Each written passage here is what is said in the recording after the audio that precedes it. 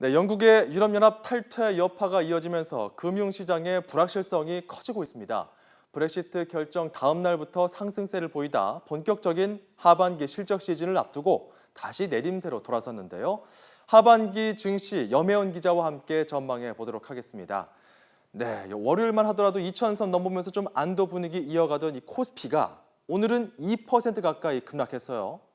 네, 그렇습니다. 오늘 코스피는 1.85% 급락했습니다.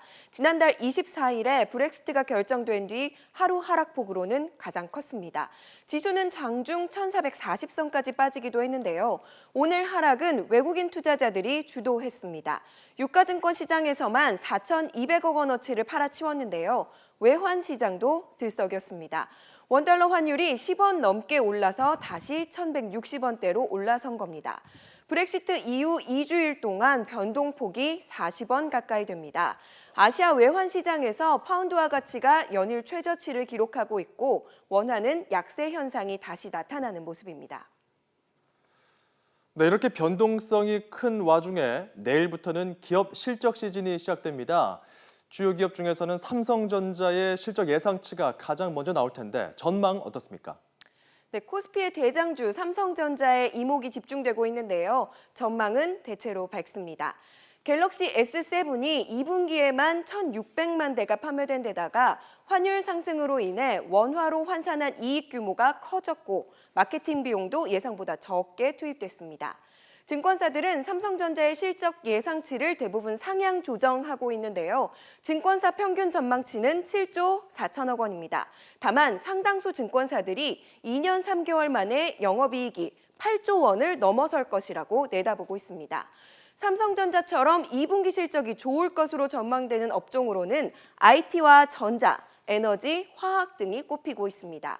원달러 환율의 상승이 수출 기업에는 호재로 작용하는 데다가 에너지 화학 업종의 경우 국제 유가 반등의 효과를 누렸다는 분석입니다. 반면 유통과 식품 업종은 실적이 그다지 좋지 않을 것으로 보이는데요. 내수 경기가 워낙 침체됐기 때문입니다. 정부의 소비 진작 방안이 대부분 일회성에 그쳤고 새로 편성될 추경도 구조조정에 대부분 쓰일 것으로 예상되는 만큼 2분기 실적은 물론 하반기 전망도 좋지 않습니다.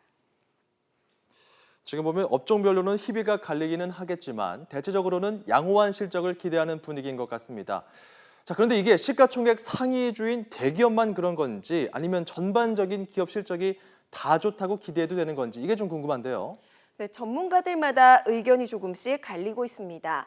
먼저 실적 개선을 전망하는 증권사들의 근거를 보시죠.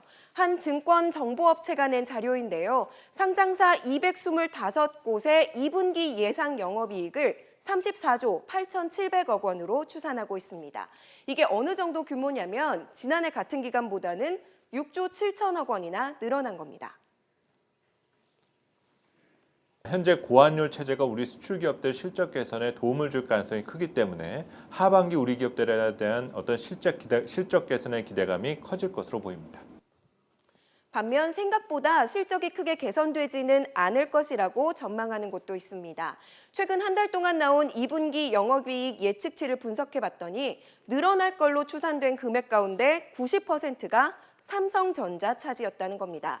결국 특정 종목만의 실적 잔치에 그칠 거란 얘기입니다.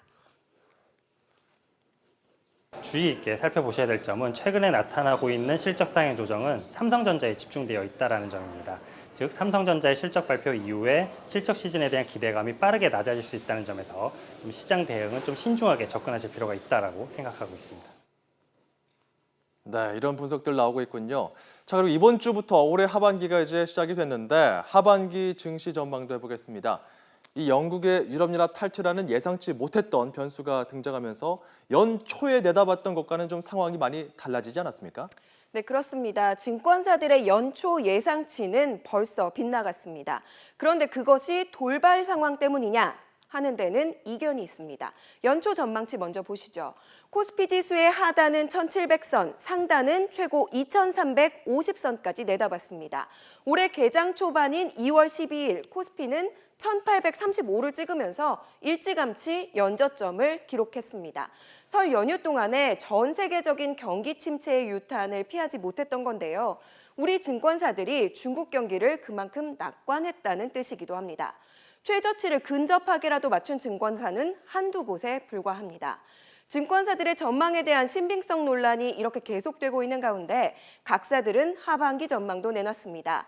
이번에도 대부분 1850선에서 2100선 안에 있는 모습입니다. 하지만 예상 지수의 상단과 하단의 범위가 무려 300포인트나 되죠.